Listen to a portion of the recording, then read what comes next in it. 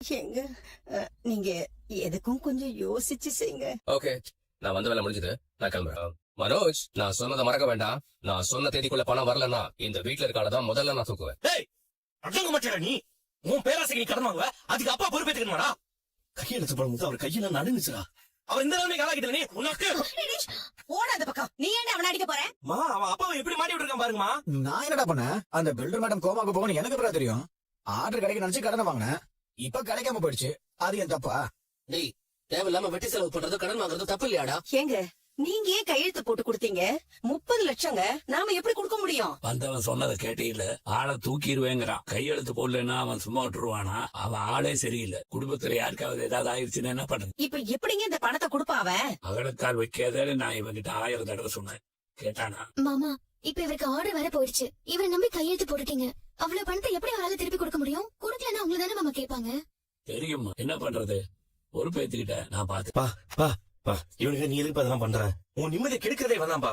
முதல்ல பணத்தை எடுத்து வந்தான், அப்புறம் அந்த காசை வச்சு கடைய ஆரம்பிச்சான். உன் உழைப்ப உறிஞ்சிட்டு இருக்கிற காட்டேரிப்பா அவன். முதல்ல அந்த ஆள் சொல்ற மாதிரி இவனை வீட்டை விட்டு வெளில அனுப்பிக்கணும். டேய் போதும், பிசினஸ்னா எல்லாம் நடக்கதான் செய்யும்.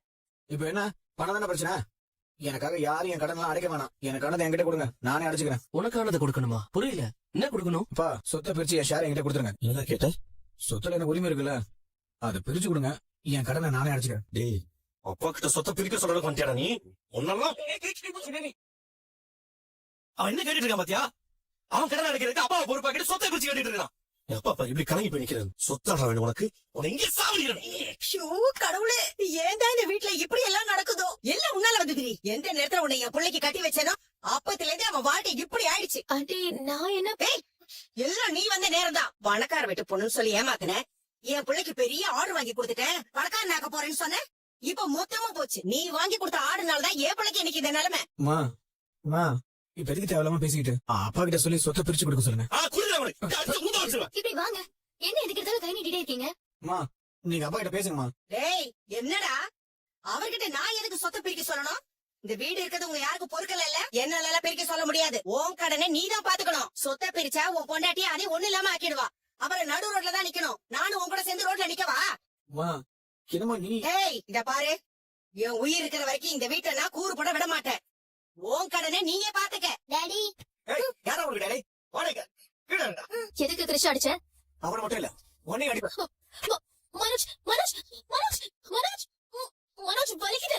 மனோஜ், என்ன முறைக்கிற? இவன் அம்மா கல்யாணி தானே நீ? என்ன மிரட்டிக்கிட்டே இருப்ப? நான் கேட்டுக்கிட்டே இருக்கணுமா? ஒழுங்கா ஓடிடு. மனோஜ், பையனை அடிச்சா போதுமே, உடனே வந்துருவிய. இன்னைக்கு ஒண்ணு மனோஜ்.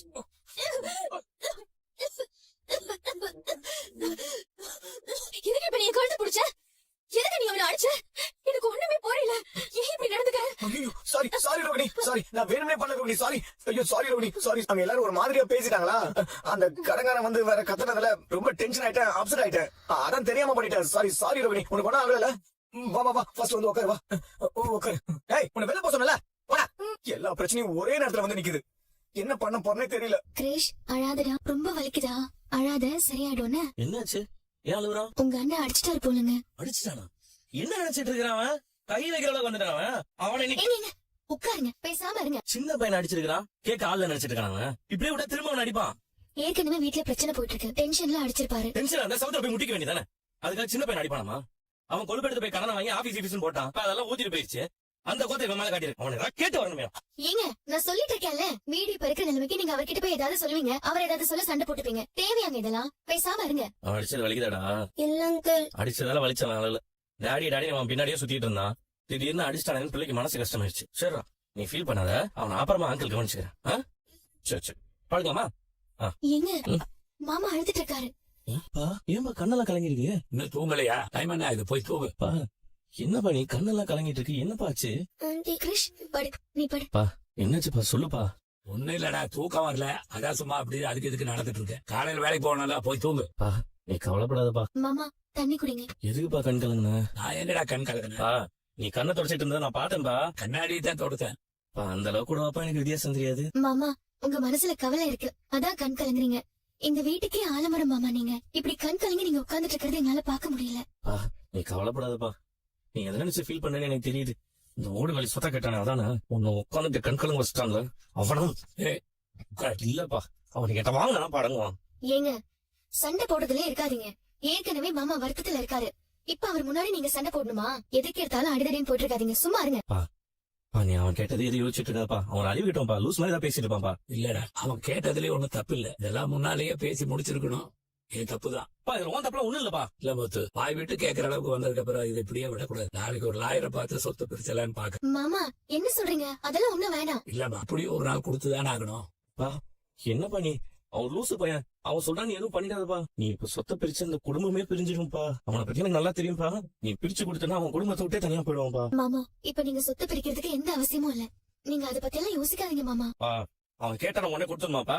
இப்பவே அவனை கூப்பிட்டு என்ன இந்த கோபம் தான் வேண்டாங்கிற. உன்னை கஷ்டப்பட வச்சிருக்கான்ப்பா. வயசான காலத்துல எல்லா பெத்தவங்களுக்கு வர்ற விஷயம் தான். பிள்ளைங்க எல்லாம் ஒத்துமையா ஒன்னா இருக்கணும்னு நினைக்கிறான். ஒரு கட்டம் வரும்போது ஏதோ ஒரு வகையில பிரிஞ்சுதான் ஆகணும்னு அவங்க ஆசைப்படும் போது நம்ம என்ன பண்ண முடியும்?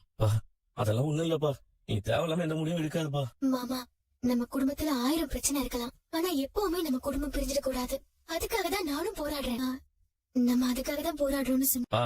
எந்த காலத்துலயும் சொத்தை பிரிக்க கூடாதுப்பா. நான் பிரிக்க விட மாட்டேன்பா. சில விஷயங்கள் நடக்கணும்னு இருந்தா அது யாராலையும் மாத்த முடியாது. நீ போய் தூங்கு. மாமா நீங்க இப்படி கலங்கி உட்கார்ந்து இருக்கும் போது நாங்க எப்படி மாமா நிம்மதியா தூங்க முடியும்? எத்தனையோ பேரு கஷ்டத்துக்கு நீங்க உதவியா இருந்திருக்கீங்க. எங்க அப்பா போனதுக்கு அப்புறம் அந்த இடத்துல நீங்க தான் இருந்திருக்கீங்க.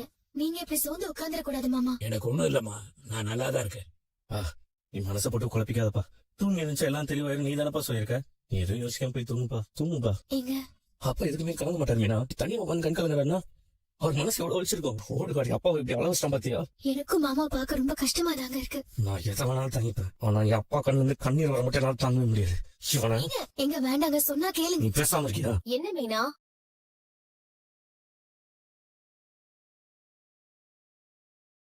ஏய் உன்னால அப்பா அழுதுட்டு உட்காந்துருக்காரு. சொத்தை பிரிச்சுக்கிட்டு அவர் மனசை காயப்படுத்திடல.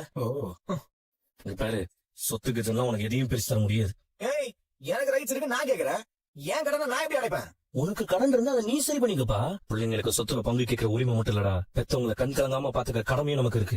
இன்னொரு தடவை அப்பாட்ட சொத்து கொடுன்னு வந்து நின்ன உன் 2 கை கால உடைச்சு வீட்டுல உட்காரச்சிருவேன். ஏங்க வாங்க இப்படி. என்ன மீனா இது?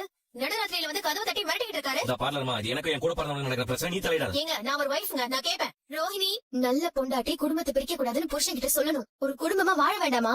அதுக்குதான் அவங்க வாயை மூடிட்டு இருக்காங்க. பேச வச்சிடாதீங்க. அது இல்ல மீனா, இந்த நேரத்துல வந்து மாமா கண் கலங்கி உட்கார்ந்துட்டு இருந்தாரு.